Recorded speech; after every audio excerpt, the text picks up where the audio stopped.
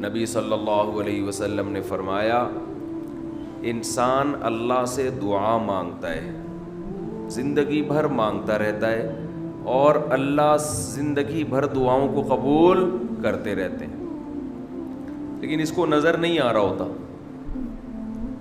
اس کو نظر کہ اللہ اپنے طریقے سے دعا قبول کرتا ہے۔ اگر اللہ ایسے دعا قبول کرے نا، آپ نے ادھر کہا اے اللہ میری تنخواہ ڈبل کر دے، آفس گئے باس نے کہا کہ جناب نئے وزیر اعظم نے جو اعلان کیا ہے اس کی منظوری ہو گئی، ٹھا ٹھا کر کے ایسے دعائیں قبول ہونا شروع ہو جائیں تو غیب پر ایمان ختم، پھر تو دعا کی ترغیب دینے کی ضرورت ہی نہیں رہے گی، سب لوگ مصلی لے کے مسجد میں آ جائیں گے، سارا دن دعائیں مانگتے رہیں گے کہ اللہ سے جو مانگو ملتا ہے، خربوزہ مانگو خربوزہ ملتا ہے، تربوز مانگو تربوز ملتا ہے، افطاری میں پکوڑے مانگو پکوڑے ملتے ہیں، سموسے مانگو، بھوک لگ رہی ہے کیا کریں، سموسے ملتے ہیں، جو مانگو وہ ملتا ہے۔ دعائیں تو لازمی قبول ہوتی ہیں، لیکن انداز وہ ہوتا ہے جو اللہ کرتے ہیں، اللہ کہتے ہیں میں اپنے طریقے سے کروں گا۔ اب اس کی بڑی لمبی چوڑی تفصیل ہے کہ کیسے قبول ہوتی ہے۔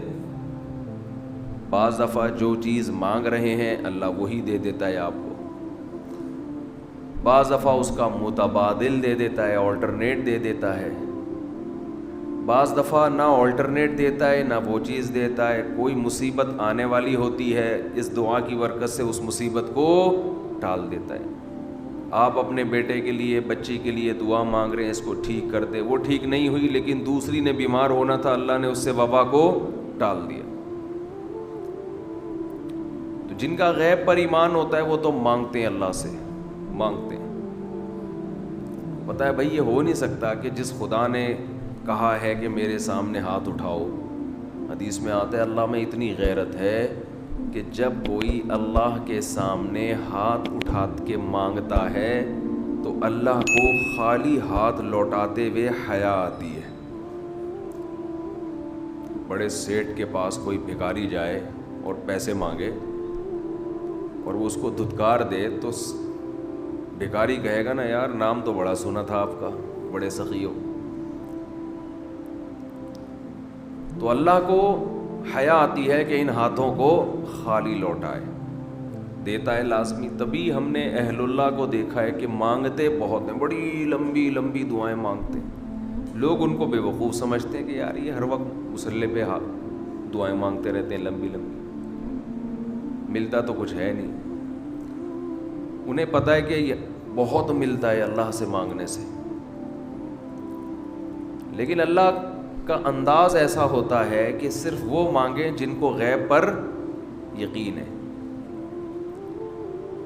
یعقوب علیہ السلام ساری زندگی مانگتے رہے اللہ تعالیٰ سے،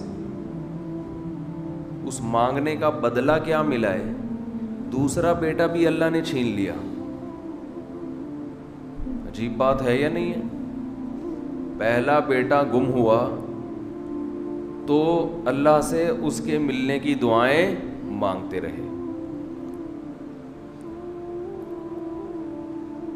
دعا کیا قبول ہو رہی ہے؟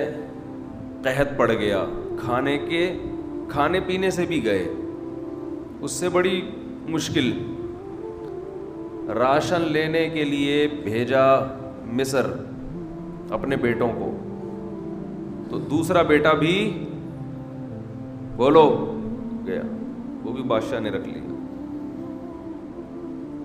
روتے روتے آنکھوں کی بینائی چلی گئی۔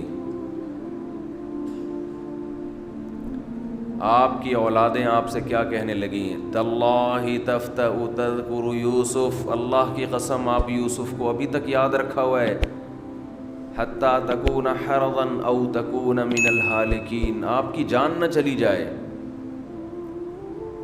تو زبان سے یہ نہیں کہا کہ میں اللہ سے مانگ مانگ کے تھک گیا ہوں لیکن اللہ دینے کے لیے تیار نہیں ہے، میرا تو دوسرا بیٹا بھی گیا۔ جب دوسرا بیٹا بھی گیا ہے نا، اس وقت یہ الفاظ کہیں کہ آنکھوں کی بینائی چلی گئی، گھر والے کہنے لگے کیا آپ کو ابھی تک یاد ہے؟ کچھ چیزیں غیر اختیاری ہوتی ہیں، اپنے اختیار سے غم کو سوچنا یہ شریعت میں جائز نہیں ہے، لیکن کچھ چیزیں انسان کے اختیار میں نہیں ہوتی۔ وہ غم جو آپ کے اختیار میں نہیں ہے اس پہ آپ کو گناہ نہیں ملتا، بلکہ صبر پہ ثواب ملتا ہے۔ شریعت میں حکم یہ ہے کہ غم کو بھول جاؤ، اس کو ایک ہی چیز کو لے کے مت بیٹھے رہو۔ لیکن حضرت یعقوب علیہ السلام کو اپنے بیٹے سے اتنی محبت، ظاہر ہے اس بیٹے میں بہت ساری خصوصیات تھیں، وہ جانتے تھے کہ اللہ ان کو پیغمبر بنائے گا، کہ اتنے عرصے کے بعد بھی آپ کے دل سے غم نہیں نکلا، لیکن اس غم کو لے کر زندگی گزار دی، کسی کے سامنے اللہ کی شکایت نہیں کی کہ میرے ساتھ کیا ہو رہا ہے۔ اور دعا قبول کیسے ہو رہی ہے کہ دوسرا بیٹا بھی گیا، بیٹوں نے آ کے بتایا کہ آپ کے بیٹے نے چوری کی تھی جس کی وجہ سے بادشاہ نے اس کو رکھ لیا۔ قال بل سولت لکم انفسکم امرا، باپ نے کہا تم نے جیسے پہلے ایک کہانی گڑھی تھی دوبارہ سے ایک کہانی گڑھ لی ہے۔ حالانکہ اس دفعہ بیٹے سچ بول رہے تھے، چوری تو نہیں کی تھی لیکن الزام لگا تھا چوری کا۔ تو یعقوب علیہ السلام نے دوسرے بیٹے کے جانے پہ ایک لفظ ناشکری کا زبان سے نہیں نکالا، بلکہ کیا کہا؟ انما اشکو بثی وحزنی الی اللہ وَأَعْلَمُ مِنَ اللَّهِ مَا لَا تَعْلَمُونَ، میں اپنا غم تمہارے سامنے بیان نہیں کرتا، صرف اللہ کے سامنے بیان کرتا ہوں، اور اللہ کے بارے میں وہ کچھ جانتا ہوں جو تم نہیں جانتے۔ کیا مطلب؟ وہ مجھے تسلی دے رہا ہے، اس میں خیر ہوگی، ہمارا کام ہے مانگنا، ہم بھکاری ہیں۔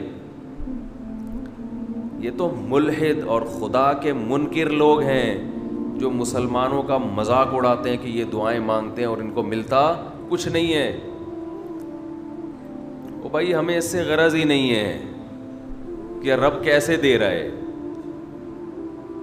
ہمیں اس نے پابند بنا دیا مانگو، تو ہمیں اہل اللہ کو تو مزہ اس سے آتا ہے کہ اس نے ہمیں بول دیا مانگو، وہ نہ بھی دے، مانگنا ہی ہمارے لیے سب کچھ ہے۔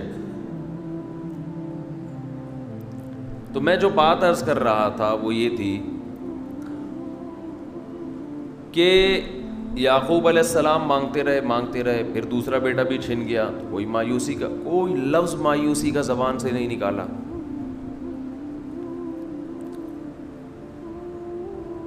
تو حدیث میں آتا ہے کہ ایک بندہ مسلسل دعا مانگتا ہے اور اللہ قبول کرتا ہی رہتا ہے، یہاں تک کہ یہ بندہ ایک دن زبان سے ایک لفظ نکالتا ہے، کیونکہ اس کو قبول ہوتے ہوئے نظر نہیں آ رہی ہوتی نا دعا، یہ زبان سے کیا لفظ نکالتا ہے کہ میں دعا مانگتا ہوں مگر اللہ قبول بولو نہیں کرتا۔ جیسے معاذ اللہ نقل کفر، کہ یعقوب علیہ السلام اگر کہہ دیتے کہ اللہ کئی سال سے دعا مانگ رہا تھا بیٹا مل جائے، مگر تو نے تو دوسرا بھی چھین لیا، لہذا ثابت یہ ہوا کہ میں مانگتا تو ہوں لیکن اوپر والا قبول بولو نہیں کرتا۔ اگر یہ لفظ زبان سے نکالتے، جیسے کہ آج کل لوگ نکالتے ہیں زبان سے، تو حدیث میں آتا ہے یہ جو جملہ زبان سے نکالا ہے اس کے بعد سے اللہ قبول کرنا چھوڑ دیتے ہیں، اس سے پہلے ہو رہی تھی، آپ نے یہ لفظ کہہ دیا اس کو ہلکا سمجھ کے، اللہ کے ترازو میں یہ کلمہ، یہ چھوٹا سا جملہ بہت بھاری ہے اللہ کی غضب کو دعوت دینے کے لیے. اللہ کہتے ہیں مجھے تانا دے دیا کہ میں قبول نہیں کرتا.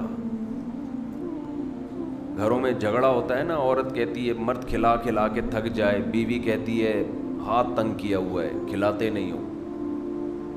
بعض دفعہ آدمی کو غصہ آتا ہے کہ اب میں ہاتھ اپنا تنگ کر کے دکھاؤں گا, اب انڈے نہیں لے کر آؤں گا. میں کہتا ہوں چنگیز خان بھی, اگر کوئی چنگیز خان کی اولاد ہے نا, اس میں بھی اتنی طاقت نہیں ہے کہ بیوی کہے کہ 6 انڈے چاہیے اور وہ ان 6 کو 4 کر کے دکھا دے کہ نہیں آج 4 انڈے آئیں گے 6 نہیں آئیں گے. کوئی ہے ایسا مائی کا لال؟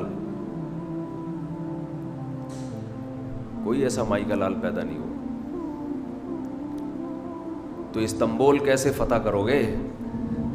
صحیح, استنبول کیسے فتح کرو گے؟ سلطان محمد فاتح نے استنبول فتح کیا تھا نا. ایک بڑے بزرگ نے بڑی اچھی بات کہی کہ فرعون نے ہزاروں بچوں کو قتل کیا اور بنی اسرائیل کے نا, لیکن موسیٰ علیہ السلام جب صندوق سے نکلے فرعون نے ارادہ کیا اس کو بھی قتل کروں. فرعون کی بیوی نے کہا لا تقتلوہ, اسے قتل مت کرو. فرعون نے کہا اچھا. فرعون نے کیا کہا؟ ٹھیک, it is okay, no problem. سمجھتے ہو؟ تو یہ ہمارے لیے بڑی تسلی کی بات ہے, یہ ہمارے لیے بڑی تسلی کی بات ہے کہ جب فرعون جیسا آدمی گھر میں فرعون نہیں تھا تو ہم اور آپ کس کھیت کی مولی ہیں یار. چلتے رہو جیسے زندگی گزار رہے ہو, جتنے انڈے کہے ہیں اتنے لے آیا کرو.